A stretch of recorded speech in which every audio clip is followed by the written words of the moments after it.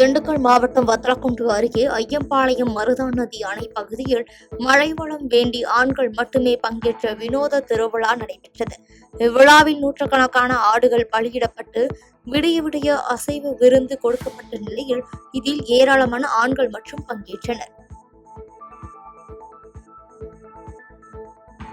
திருவாரூர் மாவட்டம் நன்னிலம் சரஸ்வதி அம்மன் கோயிலில் விஜயதசமியை முன்னிட்டு வித்யாரம்பம் நிகழ்ச்சி நடைபெற்றது. இந்த நிகழ்ச்சியில் திருவாரூர் மட்டுமல்லாது தமிழகத்தில் இருந்து பல்வேறு பகுதிகளில் இருந்து வந்திருந்த பெற்றோர்கள் கலந்து கொண்டு தமிழ் எழுத்துக்களை குழந்தைகளுக்கு நெல்மணிகளில் எழுதி வித்யாரம்பம் செய்தனர்.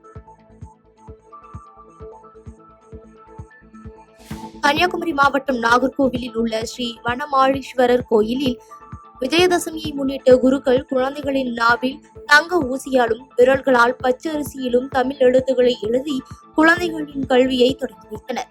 இதில் ஏராளமான பெற்றோர்கள் குழந்தைகளுடன் வருகை தந்து கலந்து கொண்டனர். இன்னைக்கு பையனுக்கு தங்க ஊசியால நாவல எழுதியிருக்காங்க. அது பையனுக்கு பிற்காலத்துல நல்ல ஒரு நாவல நல்ல வார்த்தைகள் பேசுறதுக்கு, நல்ல மாதிரி படிப்பு காரியங்கள் வர்றதுக்கு, அதுக்காக நம்ம இந்த கோயிலுக்கு வந்திருக்கோம். பையனுக்கு ஆண்டவன் அருள் கொடுக்கறத பொறுத்து எல்லாமே அதுக்கு தக்கன எல்லா காரியங்களும் அவன் நடத்தி கொண்டு போவான். தேனி மாவட்டம் கம்பம் அருகே உள்ள காமைய கவுண்டன்பட்டி கிராமத்தில் உள்ள மகாத்மா காந்தி ஆலயத்தில் 156வது காந்தி ஜெயந்தி விழாவை முன்னிட்டு சிறப்பு வழிபாடு நடைபெற்றது. மேலும் காந்தி ஜெயந்தியை முன்னிட்டு அப்பகுதி பொதுமக்கள் மற்றும் ஊரின் முக்கியஸ்தர்கள் ஏராளமான பொதுமக்கள் அவரது ஆலயத்தில் வந்து சிறப்பு பூஜைகள் செய்து வழிபாடு செய்தனர். அரியலூர் மாவட்டத்தில் அமைந்துள்ள கௌதண்ட ராமசுவாமி திருக்கோயிலில் புரட்டாசி பிரம்மோற்சவத்தின் முக்கிய நிகழ்வான திருத்தேரோட்டம் வெகு விமரிசையாக நடைபெற்றது. இதில் அரியலூர் மாவட்ட ஆட்சியர் ரத்னசாமி, போக்குவரத்து துறை அமைச்சர் சிவசங்கர் உள்ளிட்டோர் கலந்து கொண்டு பக்தர்களுடன் தேரை வடம் பிடித்து இழுத்த நிலையில் இதில் ஏராளமான பக்தர்கள் கலந்து கொண்டு சுவாமி தரிசனம் செய்தனர். நெல்லை டவுன் விஜய சரஸ்வதி திருக்கோயிலில் விஜயதசமியை முன்னிட்டு வித்யாரம்பம் நிகழ்ச்சி நடைபெற்றது. இதில் நெல்லை மாநகராட்சி பகுதியின் பல்வேறு பகுதிகளில் இருந்து வருகை தந்த பெற்றோர்கள் தங்கள் குழந்தைகளுடன் அமர்ந்து நெல்மணியில் தமிழ் நிலத்தின் முதல் எனும் அகரத்தை எழுதி கல்வியை தொடங்கினர். தேசத்தந்தை மகாத்மா காந்தியின் 156வது பிறந்த நாளை முன்னிட்டு புதுக்கோட்டை மாநகராட்சி பூங்காவில் உள்ள காந்தி சிலைக்கு காங்கிரஸ் மாவட்ட தலைவர் ராயன் முருகேசன் தலைமையில் மாலை அணிவித்து மரியாதை செலுத்தினர். இந்நிகழ்ச்சியில் காங்கிரஸ் கட்சி நிர்வாகிகள், பொறுப்பாளர்கள் என 20ற்கும் மேற்பட்டோர் கலந்து கொண்டனர். மயிலாடுதுறை மாவட்டம் சீர்காழி அருகே உள்ள ஸ்ரீ சத்குரு ஒளிலாயம் சித்தர் பீடத்தின் நிறுவனர் ஸ்ரீ சத்குரு ராஜேந்திர சுவாமிகளின் குரு பூஜை விழாவை முன்னிட்டு ஒளிலாயம் சித்தர் பீடத்தில் ஸ்ரீ சிவசங்கர், மகேஸ்வர மற்றும் மகேஸ்வரி சிறப்பு மகா யாக பூஜைகள் நடைபெற்றது. இதில் அமெரிக்கா, ஹாங்காங், தைவான், சீனா உள்ளிட்ட நாடுகளில் இருந்து வந்திருந்த பக்தர்கள் உட்பட திரளான பக்தர்கள் யாகத்தில் பங்கேற்று சுவாமி தரிசனம் செய்தனர். கோவை மாவட்டம் பொள்ளாச்சி தாலுகா கேரளா சமாஜம் சார்பில் ஓணம் உற்சவ திருவிழா பொள்ளாச்சியில் உள்ள தனியார் திருமண மண்டபத்தில் கோலாகலமாக நடைபெற்றது.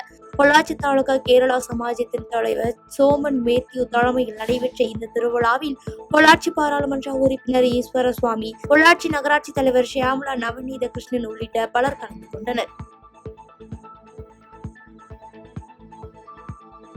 ஏலம்ச கோரிக்கைகளை வலியுறுத்தி அகில இந்திய விவசாயிகள் சங்கத்தின் சார்பில் திருவள்ளூர் மாவட்ட ஆட்சியர் அலுவலகம் அருகே மருத்துவக் கல்லூரி நுழைவாயிலில் ஆர்ப்பாட்டம் நடைபெற்றது.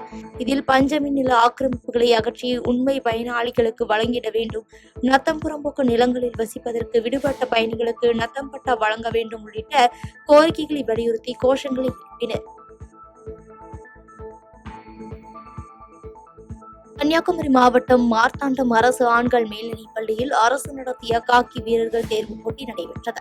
மண்டல அளவிலான காக்கி போட்டிக்கு தேர்வான அரசு மற்றும் அரசு உதவி பெறும் பள்ளிகளைச் சேர்ந்த 500 மாணவ மாணவிகள் இதில் கலந்து கொண்ட நிலையில் தேர்வான 68 பேருக்கு மாவட்ட கல்வி அலுவலர் சான்றிதழ்களையும் பரிசுகளையும் வழங்கி சிறப்பித்தார்.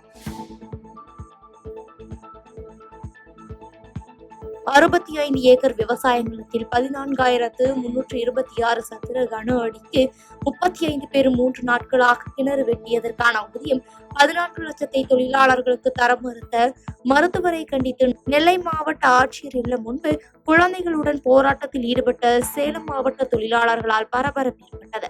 இதனையடுத்து காவல்துறை வருவாய்த்துறை அதிகாரிகள் பேச்சுவார்த்தை நடத்தி பணத்தை பெற்றுத் தருவதற்கு நடவடிக்கை எடுப்பதாக தெரிவித்ததை தொடர்ந்து போராட்டம் தற்காலிகமாக கைவிடப்பட்டது.